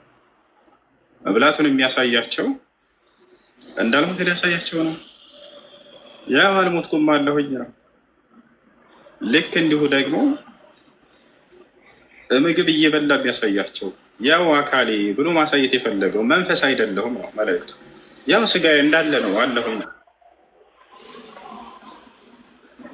ያ ነው እና የፈሪሳን ማነው እንትኖቹ የካህናት አለቆቹ አንተ ኢየሱስ ነህ ወይ እያሉ በተደጋጋሚ ይጠይቁትም ነበር። ከዚያ በፊት አሁን ኢየሱስ ነኝ አይደለም ያላቸው፣ እናንተ አላችሁ ነው ያላቸው። አንተ አልክ ይለዋል። እርሱ ግን በአሁኑ ሰዓት ከእግዚአብሔር ቀኝ ተቀምጧል ብሎ ይነግራቸዋል። እዚያው ያ የተያዘው አካል እንደ ጠቅላላ ይህ ነው። ለዚህ ነው አምላክ አላህ ሱብሓነሁ ወተዓላ ወማ ቀተሉሁ የቂነን ብሎ ባጭሩ ገልጾታል። በእርግጠኝነት እርሱ ነው ብለው አልገደሉትም ማለት በጥርጣሬ ውስጥ ሆነው ነው ያን አካል የገደሉት። በዚህም ነው እነዚያ ሊገሉት ያቀረቡት ፈሪሳውያን አለቆች ተጠራጥረው ነበር። አንተ ኢየሱስ ነህ አይደለህም? ኧረ በሕያው እግዚአብሔር ስም እንለምንሃለን ንገረን እያሉ ይለምኑት ነበር። አንተ አልክ ብሎ መጨረሻውን ነገረው። ታዲያ ስለ ኢየሱስ ምን አለ የተያዘው አካል? ነገር ግን እርሱ በሰው ልጅ ክብር በእግዚአብሔር ቀኝ አሁን ተቀምጧል ከአሁኑ ሰዓት ጀምሮ አላቸው። ሙንዙል አን ይላል የአረበኛው ሰዓት፣ ከአሁኗ ሰዓት ጀምሮ ይላቸዋል። ይሄን ቃል በሚናገርበት ሰዓት የት ነበር ታዲያ እሱ ከተባለ እዚያው ሄዷል በቃ። ምክንያቱም እሱ ያውቅ ነበር ይሁዳ በሚሄድ ስለ ክርስቶስ ትምህርት በደንብ አድርጎ ከሚያውቅ ቃል ነበር። እና ያ ነው እሱ አይደለም። አምላክ አላህ ሱብሓነሁ ወተዓላ ባጭሩ ጉዳይ ገልጾታል። ወማ ቀተሉ ወማ ሰለቡ አልገደሉትም፣ አልሰቀሉትም እኔ በክብር አንስቼዋለሁ እያለ ተናግሮለታል። እሺ ሳላህ በዚህ ላይ በጣም አዎ ገብቶኛል። እሺ በዛ ላይም አንድ የመጨረሻ ጥያቄ ነበረች እና በዛው ያለ ካላስቸገርኩ እሺ።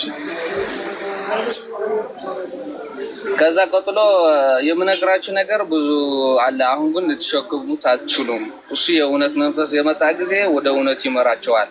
የሰማው ይናገራል እንጂ ከራሱ ዘንድ አይናገርም ያለውን ለመንፈስ ነው የመንፈስ ነው የተናገረ ያለው ወይስ እንደሱ ነቢይ ወይም ሰው የሚመጣ ነው ያወራ ያለው? ትንሽ አስረዳኝ እዚህ ጋር። እሺ ስለ መንፈስ ቅዱስ ነው ብለው ያምናሉ ክርስቲያኖች። ነገር ግን እኔ ካልሄድኩኝ እሱ አይመጣም ብሎ ገለጸው። በቃ መንፈስ ቅዱስ እንዳልሆነ በዚህ ትረዳላችሁ። ምክንያቱም መንፈስ ቅዱስ ኢየሱስ እያለ ከዚያ በፊትም ይመጣ ነበር። ታቻለ አይደለ? ይመጣ ነበር። ነገር ግን ታዲያ መንፈስ የሚለው ማንን ነው ከተባለ ነብያትን ነው መንፈስ እያለ ያለው።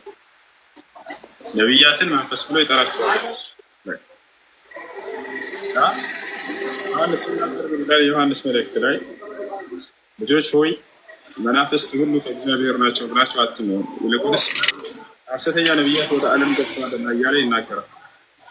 ስለዚህ ነብያትን መናፍስት ወይም መንፈስ እያለ ይጠራቸዋል። የእውነት መንፈስ የሚለው የእውነት ነብይ ይመጣላቸዋል በሚለው ነው የሚተካው በዚህ ማለት ነው።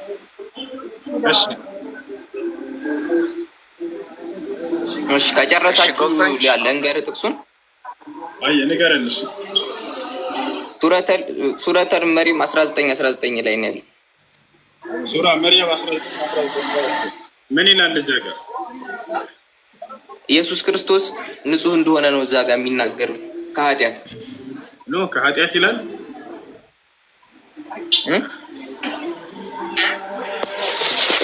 ይላል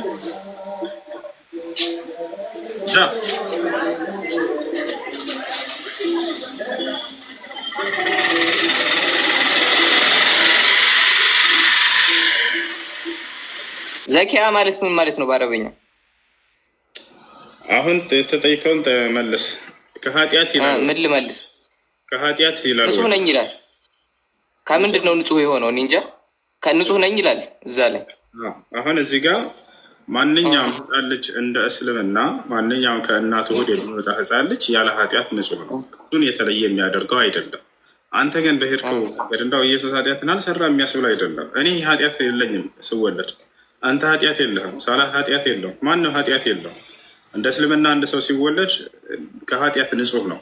ለዚህ ነው ሊአሀበ ለኪ ጉላመን ዘኪያ፣ ይህንን ኃጢአት አለመኖሩን ከልጅነቱ ከህፃንነቱ ጋር አያይዞ ነው ያነሳው። ንጹህ ልጅን ልሰጥሽ ተባለች። ንጹህ ልጅ ነው። ያ ማለት ምንም ኃጢአት የሌለበት ማንኛውም ህፃን ኃጢአት የለበት፣ አከሌ ኃጢአት የለበትም ብለህ የምትለየው አይደለም። እሺ ያ ነው። እሺ እንደዛ እሺ ይቅርታ፣ እንዲ እከሌ ኃጢአት የለበትም አንልም፣ ሁሉም ያለ ኃጢአት ነው የሚወለደው ብለህኛል። ጥሩ ነው። እሺ እንደዛ ከሆነ አሁን እንደናንተ አረዳድ አደምና ሀዋ መጀመሪያ ሲፈጠሩ ሊሞቱ ነው ዘላለማዊ ኑሮ ሊኖሩ ነው የተፈጠሩት? ኃጢአት በሞት በኃጢአት ምክንያት መጥቷል ብለን አናምንም እኛ። ፍጡር ስለሆነ ሊኖሩ ነው የተፈጠሩት። ቆይ እንዴ ሞት በኃጢአት ምክንያት በምንድን ነው የሞቱት? እሺ ለምን ሞቱ ነው? ወይስ ከመጀመሪያውም ሲፈጥራቸው እንዲሞቱ ነው? በጣም ጥሩ። እሺ አዳምጥ። የሰው ልጅም ሆነ ማንኛውም ፍጡር ፍጻሜ አለው። አዳምጠኛ። እንደ እስልምና መላእክትም ሆነ ጋኔንም ሆነ ሰውም ይሞታሉ። እሺ እየሰማሁ። ለምን ከተባለ ፍጡር ስለሆኑ ይሞታሉ። እነዚህ በሰማይና በምድር ያለ ሁሉ ይሞታል ብሎ አላህ ቃሉ ላይ ይናገራል። እንስሳት ይሞታሉ። ኃጢአት ሰርተው ነው ወይ? አይደለም። መላእኮች ይሞታሉ። ኃጢአት ያለባቸው ወይ? ኃጢአት የለባቸውም። አላህ በቁርአን ላይ ወኑፊኸ ፊሱሪ ፈሰዒቀ መን ፊ ሰማዋት ወመን ፊል አርድ ይላል። በመለከቱም ላይ ይነፋል የዘመኑ ፍጻሜ ላይ፣ የዛኔም በሰማይና በምድር ያለ ፍጥረት ሁሉ እንዳለ ይሞታል ይላል። ኩሉ ነፍሲን ዛኢቀቱል ሞት ይላል። ሁሉም ነፍስ ሞትን ቀማሽ ነች ይላል። በሌላ ቦታ ላይ አላህ ስብሐነሁ ወተዓላ ኩሉ መን ዐለይሃ ፋን ወየብቃ ወጅሁ ረቢከ ዙል ጀላሊ ወልኢክራም ይላል። በሰማይ በምድር ውስጥ ያለ ሁሉ እንዳለ ይሞታል፣ የክብርና የልቅና ባለቤት የሆንኩት እኔ አምላክህ አላህ ብቻ ስገድ እያለ ይናገራል። ፍጡር ስለሆነ ይሞታሉ እንጂ በኃጢአት ምክንያት የመጣ አይደለም ሞት። እሺ እና አሁን ቅድም ካልኩ እና አሁን አንተ አለበት ብለህ ነው የምታስበው ኢሳን ኃጢአት ነው የለበትም ብለህ ነው የምታስበው? ላ እኛ ያው አየሁ አይደል እኛ ነብያቶች ኃጢአት አለባቸው ብለን የምናምን ትውልዶች አይደለም። እኛ እንደ ኢስላም ተሳስተው ሲያውቃሉ አያውቁም? ምንም አይሳሳቱም። ኦኬ ስህተት የሚባል ነገር አይሳሳቱም ካልክ አዳምጣንት እሺ አንድ ነቢይ ይሄ ኃጢአት ነው ይሄ ስህተት ነው ተብሎ ሳይገለጽለት በፊት ያለን ነገር ሊሳሳት ይችላል። ኃጢአተኛ የሚያደርገው አንድን ሰው ህግን መተላለፍ ማለት ነው አይደል? ኃጢአት ማለት አዎ ያን ህግ ወርዶላቸው የተላለፉ ካሉ ማንም በፍጹም የለም ኃጢአትን የሰራ የለም በዚህ ትርጓሜ። እሺ አንድ ቦታ ላሳይህ። አሁን ነብዩ መሐመድ የተገጸጸበት ቦታ የለም? ለምን እንደዚህ አርክ ያለበት ቦታ የለም አለ እኮ። ምን ማለት ነው ኃጢአት ማለት አልኩኝ? መሳሳት፣ ህግን መተላለፍ አይደለ? አዎ መሳሳት ማለት ነው። ማለት አምላክ ይሄን ያደርግ ብሎት ያንን ነገር ሲያደርግ ጊዜ ኃጢአት ይባላል። በዚህ ትርጓሜ አሳየን፣ ችግር የለም አሳየን።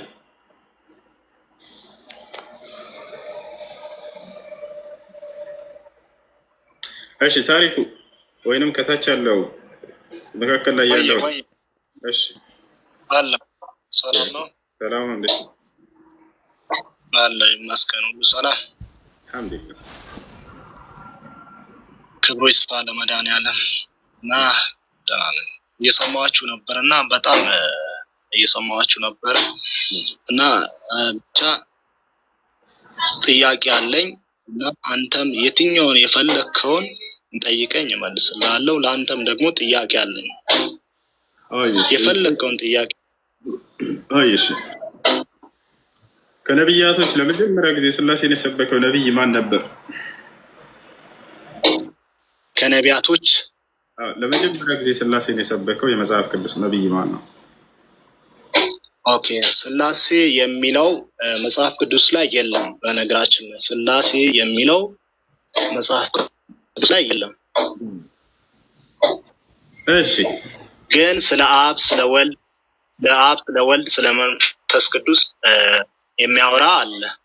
ብቻ ያ ስላሴ የሚለው ወርድ ባይወርድ በመጽሐፍ ቅዱስ ላይ የለም። ግን ስላሴ እኔ የስላሴ አማኝ ነኝ በነገራችን ላይ እና የስላሴ አማኝ ሁኜ ስላሴ የሚለው መጽሐፍ ቅዱስ ላይ ስለሌለ አልቀበለውም ማለት አልችልም። ምክንያቱም ስላሴ የሚለው ወርድ ነው፣ ቃል ነው። ከየት የመጣ ቃል ነው? ስላሴ የሚለው ጥምር ነው። ሶስት ስሞችን አንድ አድርጎ የሚይዝ ሊቃውንቶች የጻፉ የተስማሙበት ሐሳብ ነው እና ያ ስላሴ ደግሞ ስለ አብ ስለ ወልድና ስለ መንፈስ ቅዱስ የሚያወራ አንድ አድርጎ ስላሴ ይባላል። እሺ ጥያቄን በጣም እሺ የብሉይ ኪዳን ባለቤት ማን ነበር? ለማን ነበር የተሰጠው? የአዲስ ኪዳንም የብሉይ ኪዳንም ባለቤት እግዚአብሔር ነው። እሺ ይቅርታ እንዴ ሁሱ ይቅርታ አንድ ጥያቄ ልጠይቀው። ይቅርታ ጋር አንድ ጥያቄ ልጠይቀው ካላቋረጥ። ጠይቀው። ማንን? እኔን? ይጠይቃል።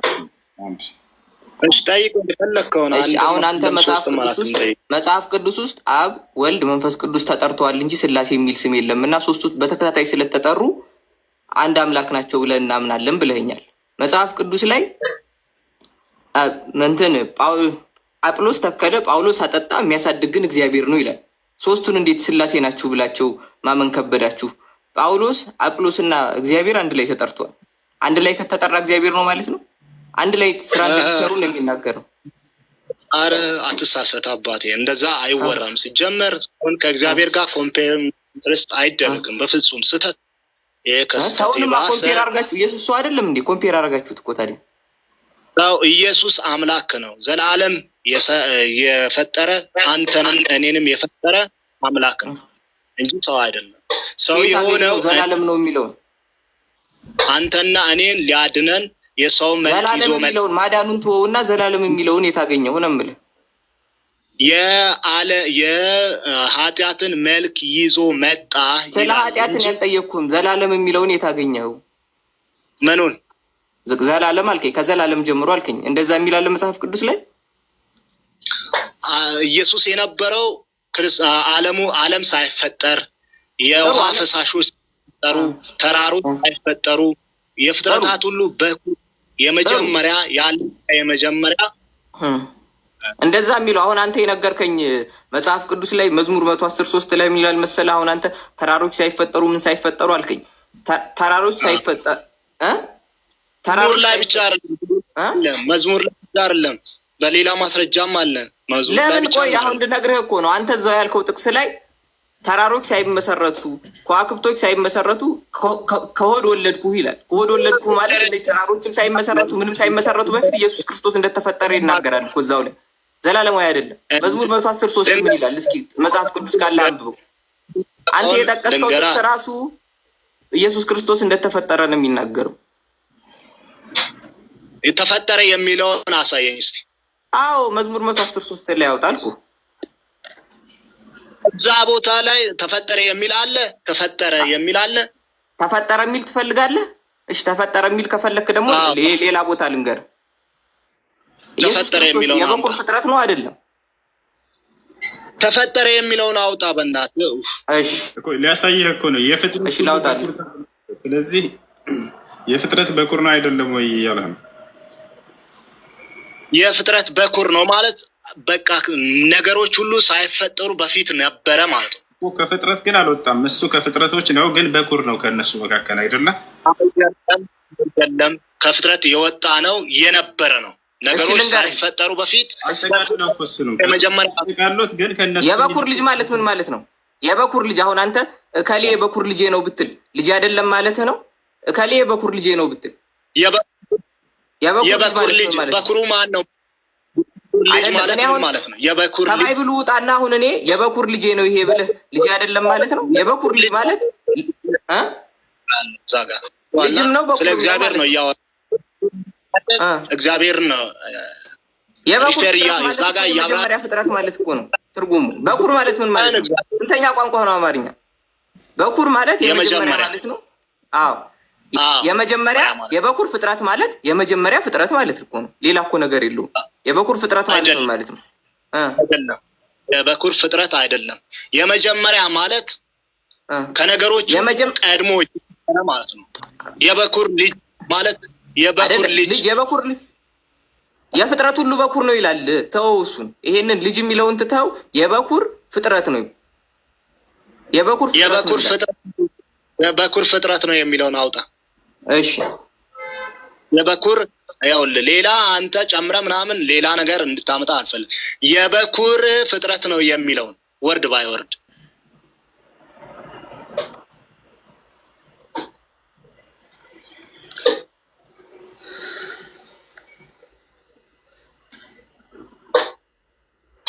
ውሱ ቅድም ክርስትና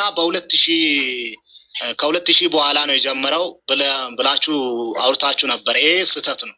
ከ2000 በፊት ነው ክርስትና የነበረው። ከ3000 በፊት ነው።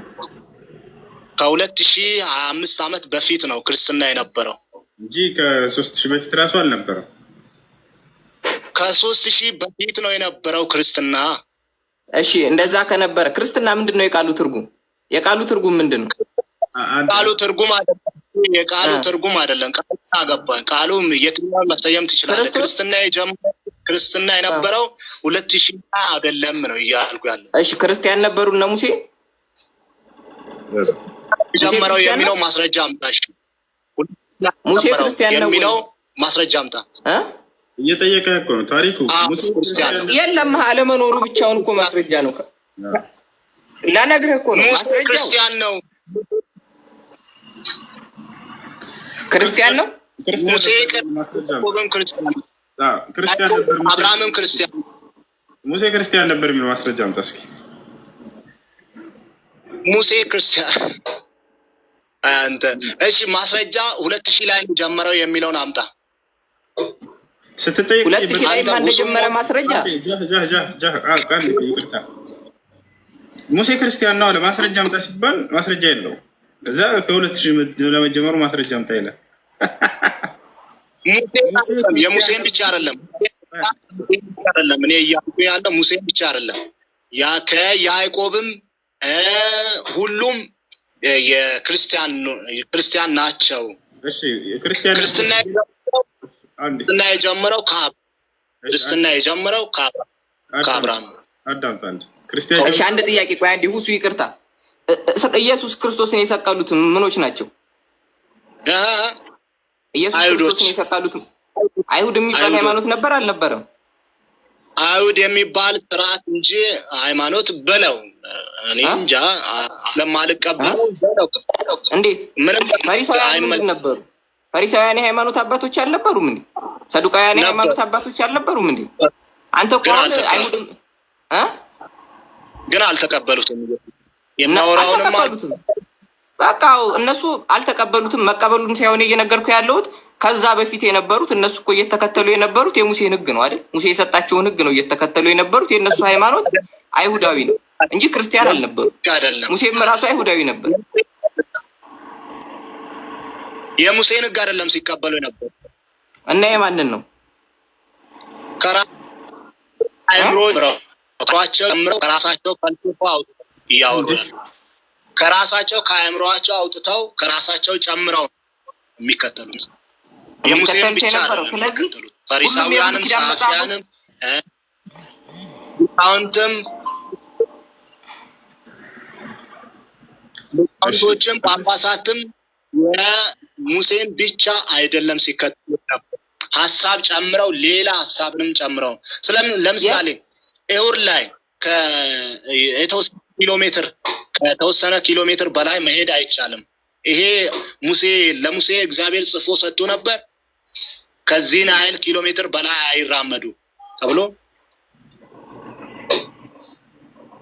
ጥሩሽ አሁን አንተ ያልከኝ ሰንበት ላይ ስራ ጥሩሽ ይጨምሩ በቃ ስራ መስራት በፍጹም ጥሩሽ ይሳሳቱ እነሱ ችግር የለውም መሳሳታቸው ሳይሆን አሁን አንተ እኔ ነገርኩ አይሁዳውያኖች እንደነበሩ እስኪ አንተ አንድ ክርስቲያን ሰው ንገረኝ ክርስቲያን ነኝ ያለ ከመጽሐፍ ቅዱስ ወይ ከኢየሱስ ክርስቶስ በፊት ክርስቲያንነትን የገለጸ ሰው እስኪ ንገረኝ አብርሃም ክርስቲያን ነኝ ብሏል አብርሃም ክርስቲያን የት ጋር ነው ክርስቲያን ነኝ ያለ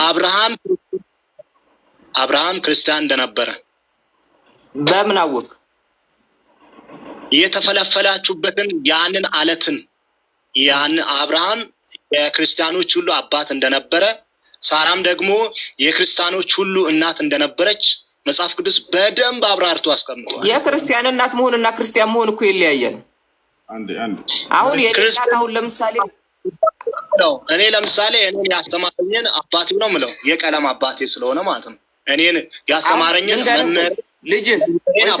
ልጅ አሁን ያንተ ልጅ አሁን ቢሰልም አንተ የሙስሊም አባት ትሆናለህ ግን አንተ ሙስሊም አይደለም አንተ የሙስሊም አባት መሆን እኮ ሙስሊም አያስብልህ ስለዚህ አብርሃም የክርስቲያኖች አባት መሆኑ ክርስቲያን አያስብለው አይደለም ተሳስተሃል አትሳሰት አብርሃም ራሱ እግዚአብሔር ጠርቶ ከኡር ካራዳውያን አውጥቶ እኔ ወደማሳይበት ውጣ እኔ ወደማሳይበት ምድረ በዳ ሂድ ብሎ ያወጣ ጣዖትን ከሚያመልኩበት ከጣዖት ስርዓት መሃል እግዚአብሔር ከማይከብርበት ስፍራ እንዳወጣ መጽሐፍ ቅዱስ በደንብ አድርጎ ያብራራል ከዛም በኋላ እግዚአብሔር አብርሃም እንደባረከ አብርሃምን የዓለም ሁሉ አባት እንዳደረገ እና የክርስቲያኖች ሁሉ አባት እንዳደረገ መጽሐፍ ቅዱስ በደንብ አብራርቶ አስቀምጧል ታሪኩ አቤት መጽሐፍ ቅዱስ ላይ ከኦሪት ዘፍጥረት እስከ ራዕይ ድረስ አብርሃም ክርስቲያን ነበር የሚል አንድ ጥቅስ አለ ወይስ የለም?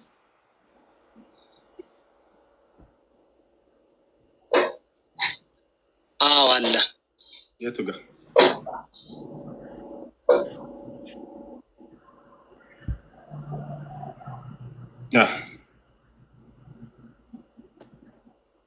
የቱ ጋር?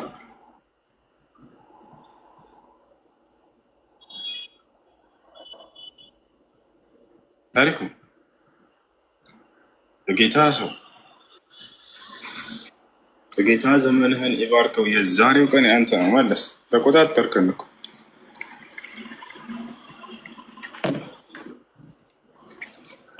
ታሪኩ እንዴ ወጣ እንዴ? ፈርስት ኦፍ ኦል ባይብል ላይ የሌለ ነገር ራሱ እያወራ ጃግን። አሁን በዚህ መሀል መረዳት ያለብህ ምንድን ነው? የሂፖክሪሲውን ብዛት ነው። 10 ሆናችሁን ብትመጡ 10 ሀሳብ ነው ያላችሁ፣ 100 ሆናችሁን ብትመጡ 100 ሀሳብ ነው ያላችሁ። ገባህ? እነማን የመጽሐፍቱ ባለቤቶች? እንዴት ማለት? የመጽሐፍ ቅዱስ ባለቤቶች? መጽሐፍ ቅዱስ የምታብራሩ ሰዎች ኢቭን በአንድ አይነት ሃይማኖት ውስጥ ያላችሁ 10 ብናመጣችሁ አንድ አይነት የኔ ጋር ሃይማኖት ጋር የሚመሳሰል የገባ ሰው የለም። ምንም የለም። ሲጀምር እኔ ጋር ሃይማኖት የሚመሳሰል ገብቶ የራሱን ሐሳብ ያብራራ ሰው የለም። እኔ የለም እስካሁን የገባ ሰው የለም። አጋጥሞኝም አያውቅም። እያለች ያለችው ከሃይማኖት አንፃር ሳይሆን ከመጠሪያው ሳይሆን አንድ መጽሐፍ ይዛችሁ ነገር ግን የተለያዩ ለምሳሌ አንተም መጽሐፍ ቅዱስን አረል ማስረጃ የምታደርገው የቅድሙ ልጅ መጽሐፍ ክርስቲያን ነኝ ይላል። ነገር ግን አንድ ሆናችሁ አይደለም የምትመጡ፣ የተለያያችሁ ናቸው። 10 ብትመጡ 10 አይነት ሀሳብ በዚያ ላይ ያለችው